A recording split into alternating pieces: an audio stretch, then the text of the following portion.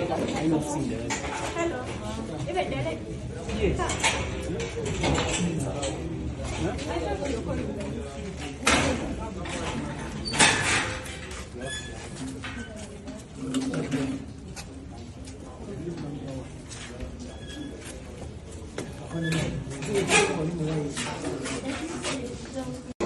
I've not seen it. Hello. Even Derek? Yes. I thought you were calling me.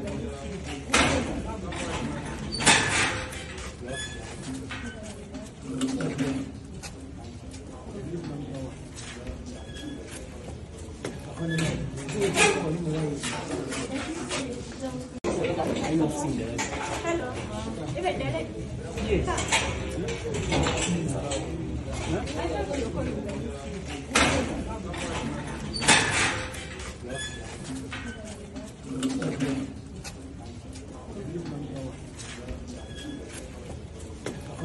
Ana muwala Olivia Lutaaya bw'abanga alina akatabo mwawandiika ennaku embi ezize zibeera mu bulamu bwe n'olunaku olwaleero ng'ennaku z'omwezi 11 omwezi ogw'E11 omwaka 2025 wakuluwandiika oluvannyuma lw'okubeera nti n'olwaleero nga bwe kyali emyaka nga 3 emabega bwe yasindikibwa ku meere mukomera amaleyo ebbanga n'olunaku olwaleero mwana muwala ono aleeteddwa mu mbeera ebadde nzibuzibu kansooke nkulage ku bibadde mu kkooti byonna then oluvannyuma ngenda kuba nga nkunnyonnyola akana n'akataano na lwaki tutuuse wano mu nnaku ey'ekika ekyawaggulu olunaku olwaleero.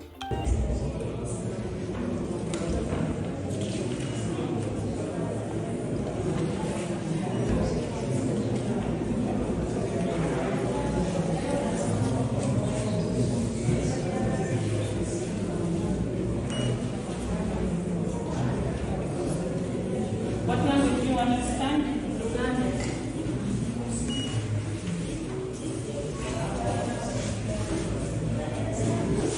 For the element, Lutaaya Olivia. We are female adults. Female adults, Ugandan, age 32 years. Uganda by birth, businesswoman and a resident of Kanyoga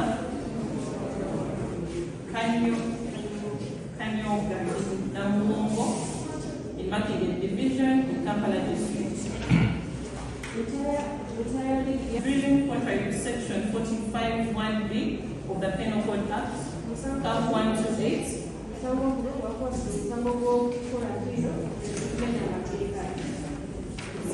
The particulars of this offense says that you, Lutaaya Olivia, and others still at large on the 12th day of February 2025 at the National Unity Platform offices at Makere Kavule Wandebe Division in Kampala District, without permission of the minister, were present at a meeting or assembly of persons for training or drilling in the practice of military exercises, movements, and evolutions. Free unlawful drilling contrary to Section 45(2) of the Penal Code Act, Cap 128. Your pardon me on that. Is it true or it's not true on count 1? On count 2? The Code Act, Cap 128. Lutaaya Olivia and others still at large on the 12th day of February 2025 at the National Unity Platform offices at Makere Kavule Wandebe Division in Kampala District at a meeting or assembly held without permission of the minister, were trained or drilled in the practice of military exercises, movements, or evolution.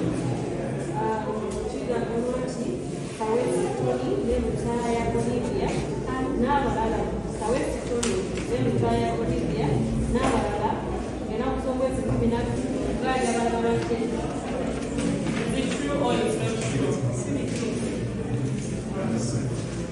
Says in relation to uniforms, contrary to Section 1521 of the Penal Code Act, Cap 128.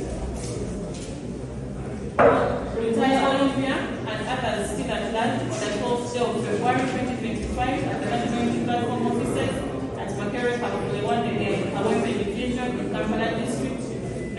person serving in the armed forces of Uganda or in a police post in Uganda or in any naval, military, air or police post or custody of any other Commonwealth country without permission of a minister or a uniform or dress having the appearance of mukwano gwange eyo yebadde court proceeding oba ebimu ku bibadde mu kooti olunaku olwaleero kati kansooke nkufunireko ku kanso oba omu ku bannamateeka ababaddewo nga omusango guno guli mu kugenda maaso asobole okuba nti atuwaako ku sayidi ey'amateeka katonotono then ate tweyongereyo mu maaso otegeere mu butuufu bwakyo kiki ekituuse ku Olivia Lutaaya olunaku olwaleero.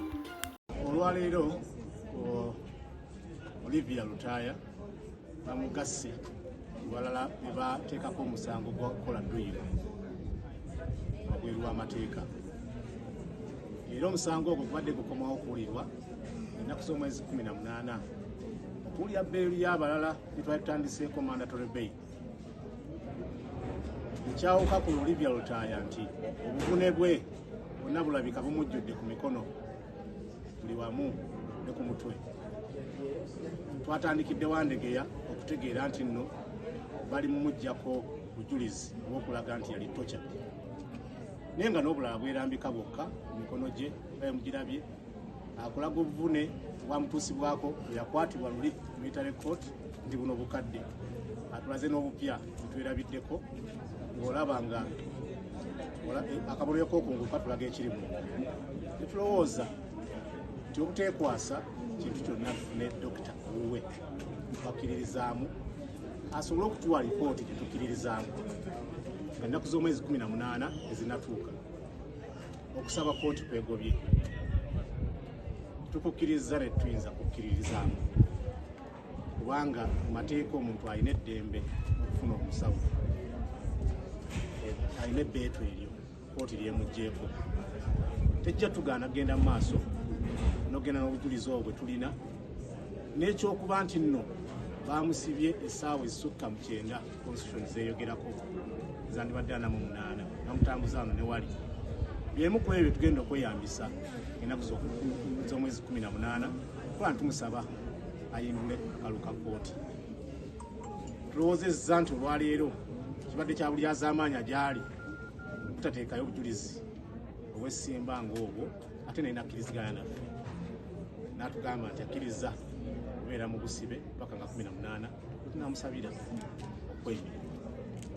Bigambo bya kanso Muyizi omu ku bannamateeka b'ekibiina ki The National Unity Platform era ng'ono abakana n'okwolereza banna NUP bonna ababa bafunye obuzibu bw'okuteekebwa mu nkomyo wamu n'okusibibwa mu mbeera emu oba endala mu mateeka ate era n'obutali mu layini efaananako bwetyo. So mbadde nkunyonnyola nti Olivia Lutaaya mukazi wattu sobola okumulaba bwedda ali mu kooti naye ng'ebirowoozo bimuli wala byamusobedde akaabe anyiige anakuwale akole ki. Embeera Olivia Lutaaya yamususeeko awo nno atuuse n'akubakubakoko wali ku kaguli oba we bateekebwawo nga baleeteddwa ng'agira n'amwenyaamu. Akola atya mukyala wattu? Omukazi eyakava mu kkomera n'emyezi teginnawerera ddala mingi nnyo oba ebbanga terinna neekulungulula ddene, abasajja bamuvubye ne bamuzaayo. Gw'ataategedde engeri Olivia Lutaaya gye yakwatiddwamu. Olivia Lutaaya baamukwatidde Mbalala. Omba mujjukira bulungi akavuvuŋŋana ako akaali Embalala. Olivia Lutaaya y'omu ku baana bawala abaaliyo abaakwatibwa. Era ojjukira nga agezaako okwesika n'abasirikale abakyala. Mu mbeera yali enzibu nti agezaako okuba nti yeetaasa n'obulamu. Wabula oluvannyuma waliwo abasajja abasirikale n'abatali abamu abaali mu leeya abajja ne bamuvumbagatira okukakana nga bamuyingiza. payo paka mukomera kati olunaku lwaliro ng'ennaku z'omwezi 11 mwana muwala ono Olivia Lutaaya aleeteddwa wali e Kawempe mu kooti eyemanyiddwa nga eyakanyanya Magistrates Court. Ojja kujjukira kooti eno yeewuliriza emisango gy'aba Edi Mutwe, Akileo Kivumbi, Waiswa Mufumbiro, Sauda Madada, Bobby Giant, bonna ba political prisoners aba NUP wano we baleetera emisango gyabwe we gizze giwulirwa. Kati Olivia Lutaaya naye olunaku olwaleero we bamuleese. Olunaku olwaleero kati bamuleese yekka asobole okuba nti ateekebwako oba bamuwa charge sheet ye bamusomere n'ensonga lwaki aleeteddwa mu kooti eno. Olivia Lutaaya emisango egimugguddwako bamuguddeko misango gya kukola dduyiro. Still emisango gye baggula ku Alex Waiswa Mufumbiro, Edi Mutwe, Cleo Kivumbi, Sauda Madada, Bobby Giant wamu n'amalala ne Olivia Lutaaya we bamuleese olunaku olwaleero ng'ennaku z'omwezi 11 Novemba omwaka 2025 emisango gye gimu gye bamusomedde unlawful drilling era nga charge sheet webadde esoma. Kati mwana ono Olivia Lutaaya bamuzizaayo mu kkomera paka ng'ennaku z'omwezi 18 Novemba. Ojja kujjukira ng'ennaku z'omwezi 18 Novemba lwe lunaku lwe balina okukomyawo bali abasigadde. Kitegeeza nti Olivia Lutaaya ogenda kumulaba nga bamukomyawo ng'ali ne Akileo Kivumbi, Edi Mutwe, Sauda Madada, Alex Waiswa Mufumbiro n'abalala bonna. Yogera ku mwana muwala amanyiddwa nga Doreen Kaija. Bonna babatadde ku musango gwe gumu.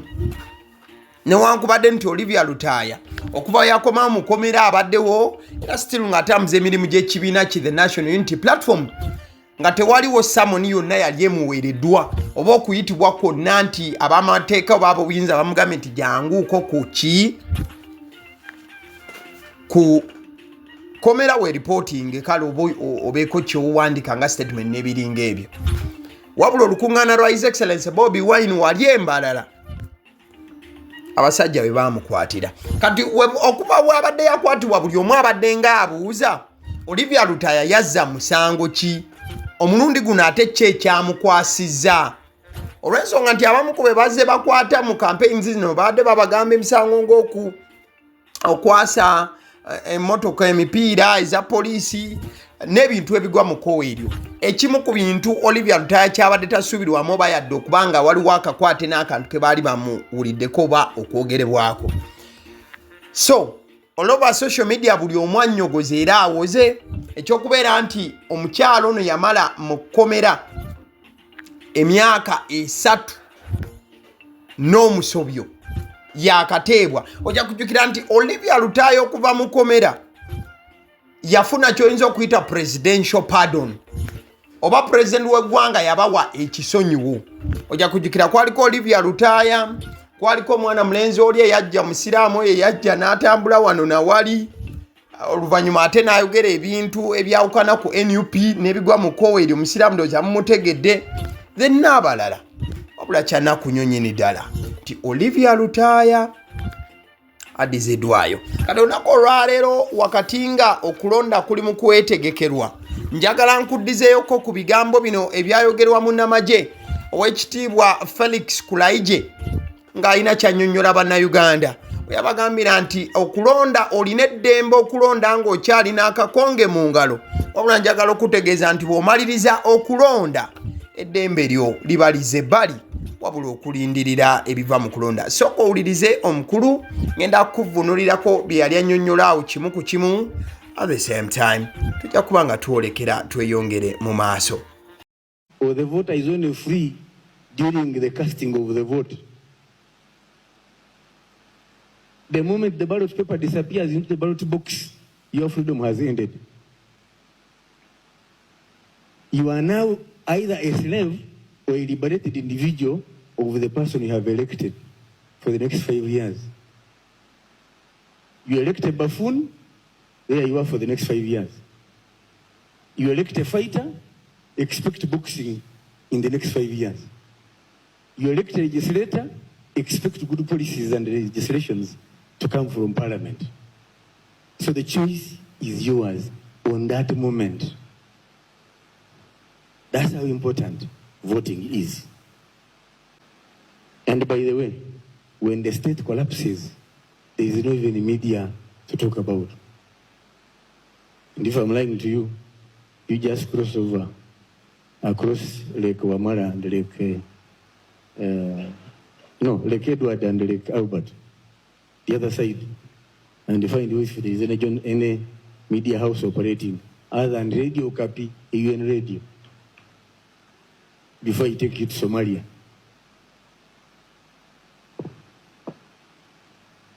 Four, elections are a very important constitutional exercise.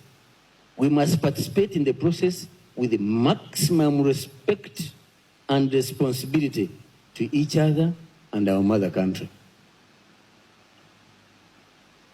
Can I repeat this one? Elections are a very important constitutional exercise. We must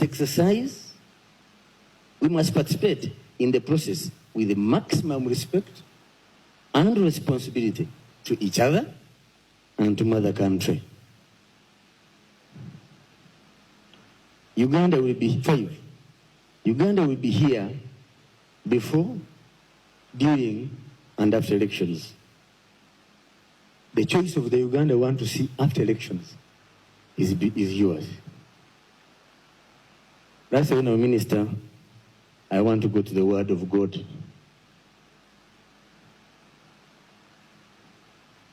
And this is a package for all of us. Exodus chapter 18, verse 21. And I read, but select from all the people some capable, honest men. Some capable, honest men who fear God and hate bribes. Are we there? Who fear God and hate what? Appoint them as leaders over groups of 1,150 and 10. The message here is elect people who fear God. People who have the conviction that this country must move to the next level. May God bless Uganda. May God bless you.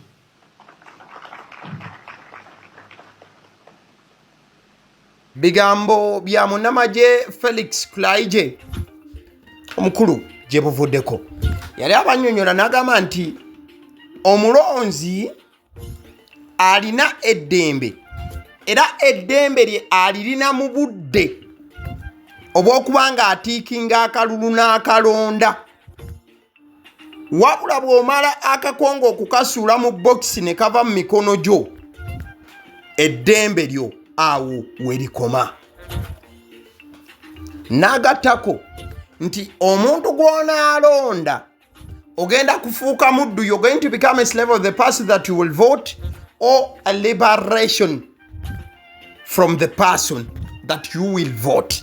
Tojja kufuuka muddu w'omuntu gw'onaalonda oba omununule ow'omuntu oyo gw'onaaba olonze. N'agamba nti if you elect a buffoon, kigambo buffoon nga kigambo kya ddala, nti bw'onaalonda buffoon, bwe munaalonda kale abantu abasiru, abakolaakola ebintu eby'ekisirusiru, mujja bamuluguddemu. N'agamba nti bw'onaalonda fighter oba omulwanyi, kitegeeza oyo omuntu ajja kumala emyaka 5 ng'alwana bulwanyi.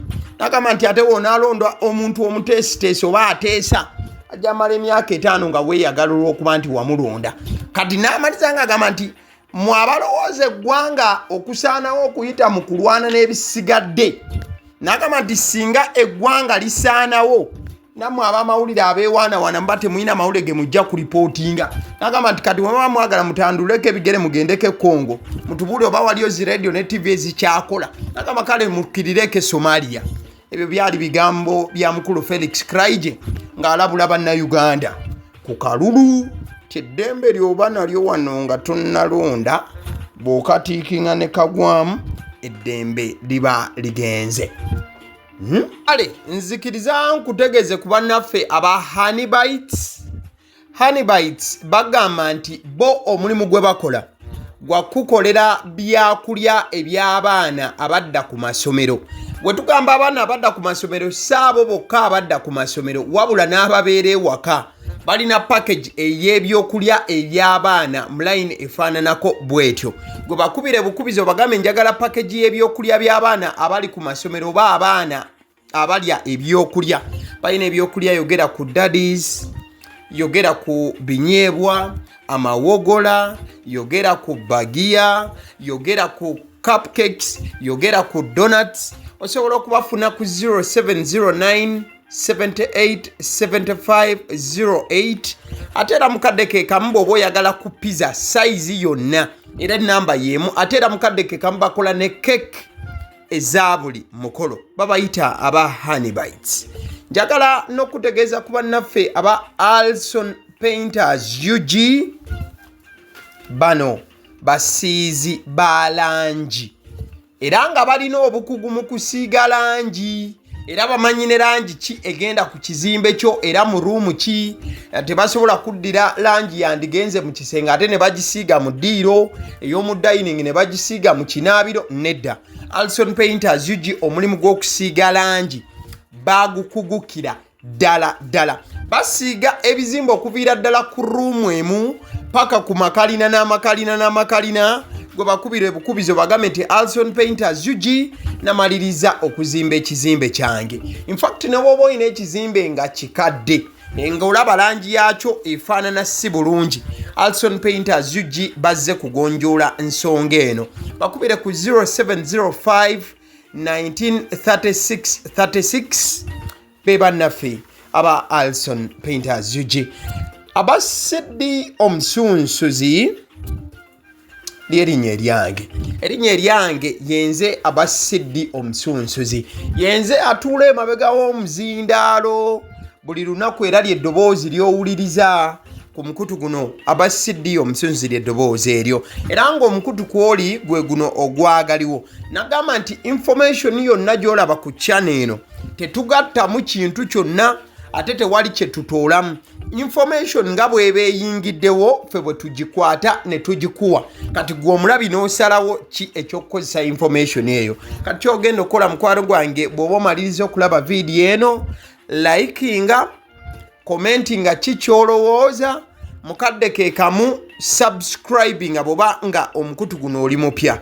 Ate era mukadde ke kamu sharingira mikwano gyo girabe vidiyo eno ate ne videos endala ku mukutu guno. Agaliwo YouTube channel mwebale kutulaba.